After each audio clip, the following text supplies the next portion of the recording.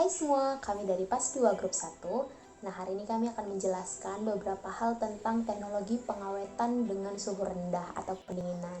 Nah, apa-apa aja nih yang akan kita jelaskan? Berikut.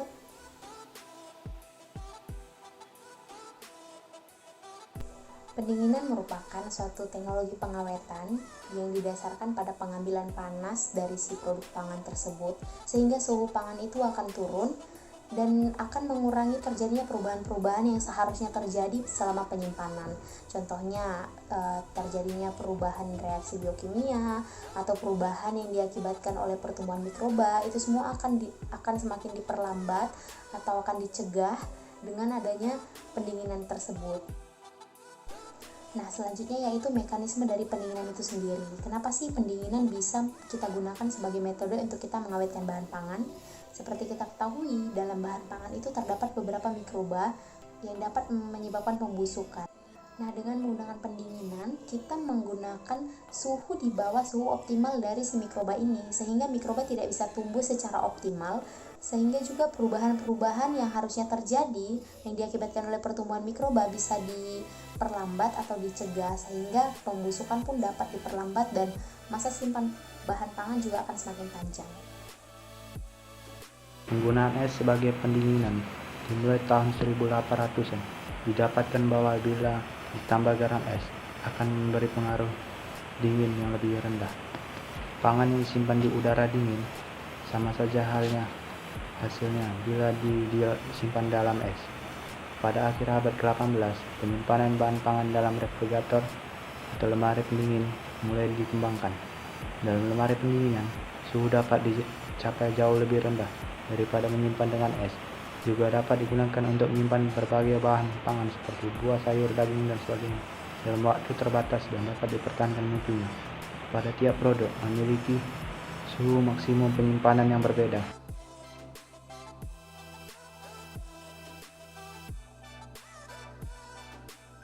Faktor-faktor yang mengendalikan daya simpan bahan pangan segar pada proses pendinginan.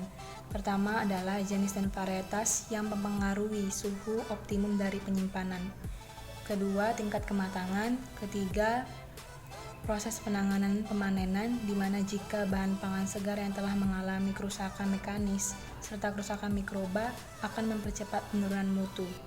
Keempat, suhu penyimpanan yang dipengaruhi oleh jenis serta varietas. Dan terakhir adalah kelembapan relatif yang mempengaruhi penyusutan bobot akibat dehidrasi. Berikut adalah tabel kerusakan akibat penyimpanan suhu rendah.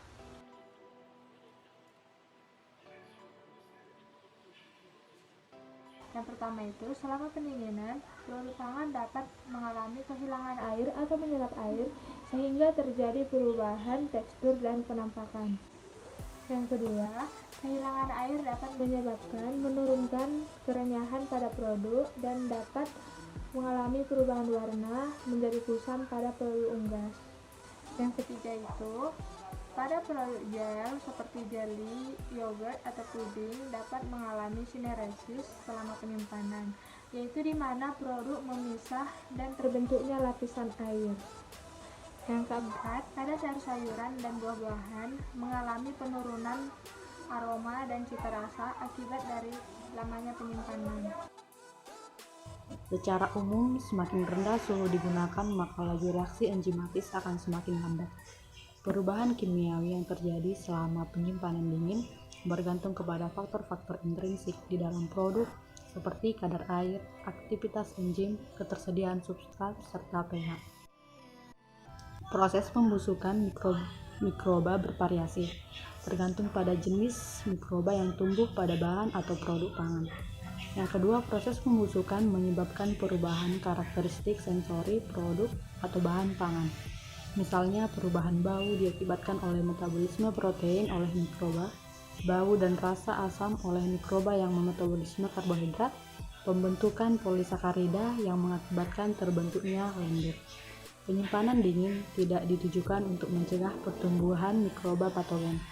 Penggunaan suhu rendah ditujukan untuk memperlambat kecepatan pertumbuhan mikroba.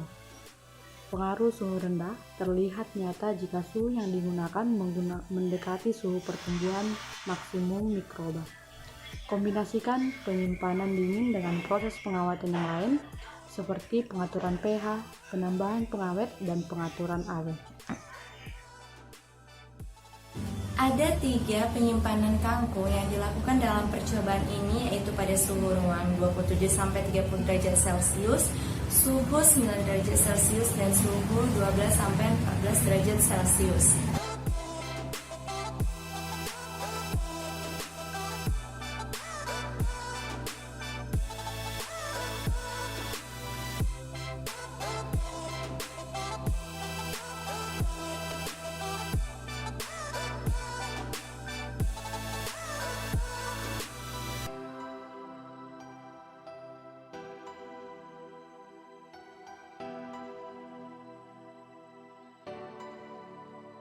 Pada percobaan tersebut, kangkung diamati selama 7 hari dan diperolehlah hasil optimum penyimpanan kangkung pada suhu 12-14 derajat Celcius.